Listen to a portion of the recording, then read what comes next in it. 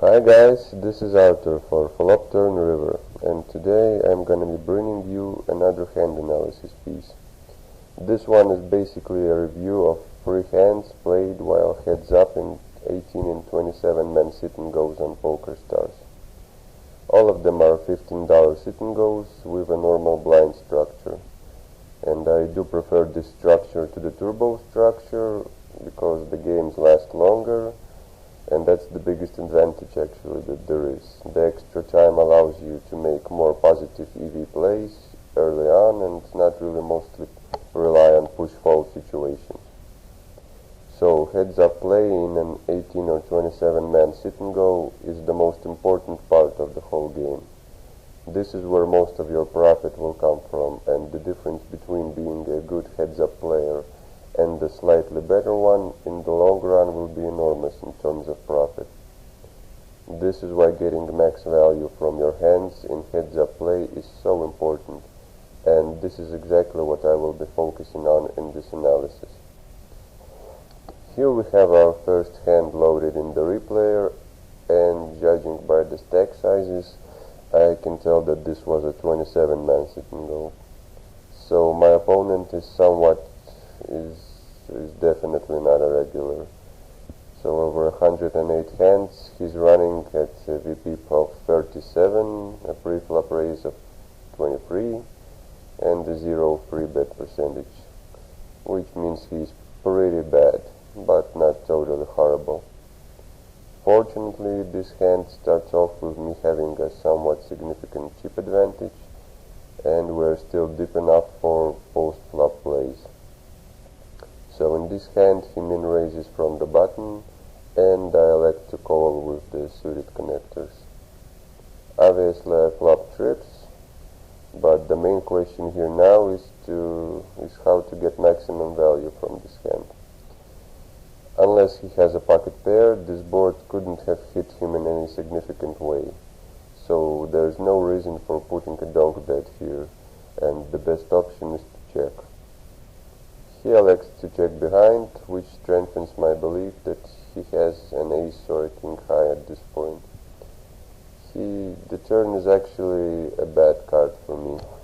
On the flop I was ahead something like 98% of the time, and even though now I have the total nuts and I'm ahead of him 100% of the time, the possibility of him having anything at all at this point becomes very slim. Now we have 2 ways to go, and the first obvious one is to put out a bet. However, this is exactly the wrong situation to do so. If this was a good regular playing against me, I would definitely bet here, since he would be calling me pretty wide on this board. But this guy is not a regular, and since he checked back the flop, I can tell that he is not that interested in this pot, and will fold to a bet almost 100% of the time here. So the only option left is to check and hope that he hits a full house on the river. So I check, and he does check behind. The river brings a king, and that's one of the best possible river cards here, since he has a decent amount of KX hands in his range. Now I won't go into detailed calculations as to why, but this is a perfect spot for a massive overbet. Since he is a fishy player, if he did hit a full house on the river, there's no way he's letting it go.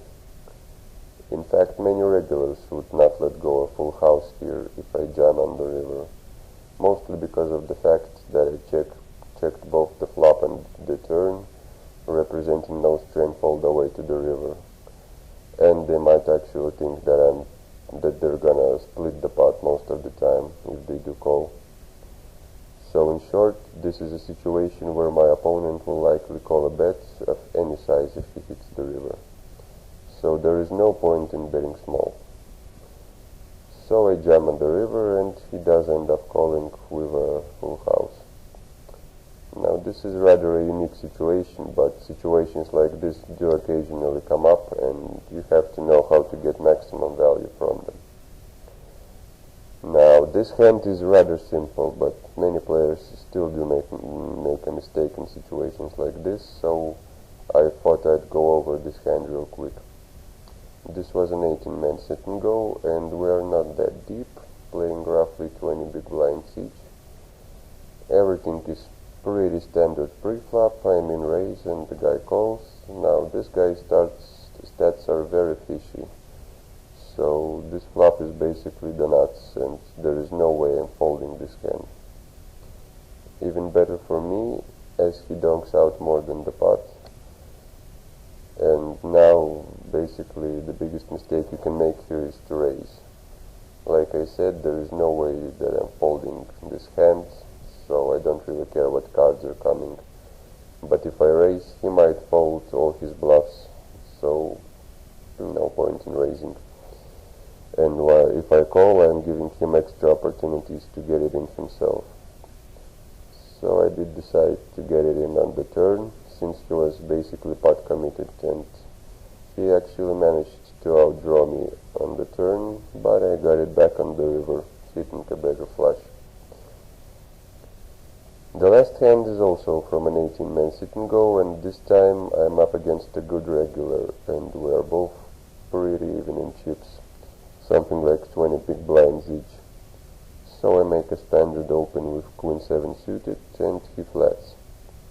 Now the flop is great for me, because with stacks this shallow, a draw like this gives me enough pot equity and fold equity to commit to the pot and get it in no matter what. So I put it in a relatively small c-bet, which looks a bit wrong to me. I should have probably bet bigger here. Well, anyway, I get called and the flush peels off. Now, here on the other hand, the small bet is completely justified, since I can be representing a lot of hands here, and he might want to bluff the scare card or continue calling with a pair or something, or maybe a pair and a hard draw. So he does just call again and checks the king on the river. I make a pretty big bet on the river, but only because my line doesn't scream flush all that much. So a big bet may easily seem to him like I've missed some kind of a draw on this wet board, and now I'm trying to buy the pot. And indeed he calls with second pair and no flush draw. So there you have it, just a few examples of how you can get maximum value in heads-up situations. Thanks for watching.